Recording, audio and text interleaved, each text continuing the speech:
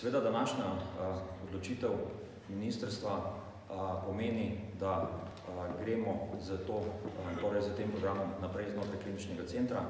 Svetu zavoda kliničnega centra bomo naslednji teden na redni seji predlagali ustanovitev centra za zdravljenje otrok z srčnimi boleznimi kot samostojne enote znotraj kliničnega centra, ki bo povezovala oziroma povezala vsa tri ključna področja, torej otroško srčno kardiokirurgijo, kardiologijo in pa intenzivno terapijo.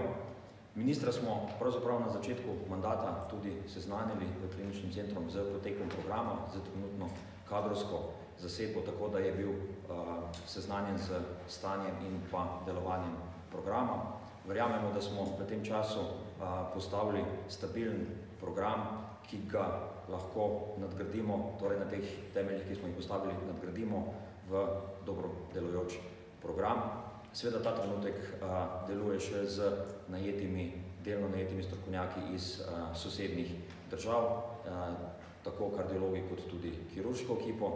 Vendar verjamemo, glede na to, da se program stabilizira, da se bodo programu pridružili tudi mlajši strokovnjaki kliničnega centra.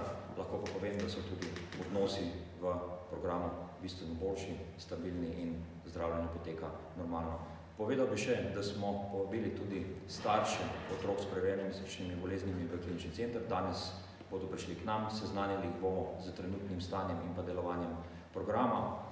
Pokazali jim bomo tudi prostore, odgovorili na njihova vprašanja in s to prakso seznanjanja tako javnosti kot pa tudi staršev bomo seveda nadaljevali.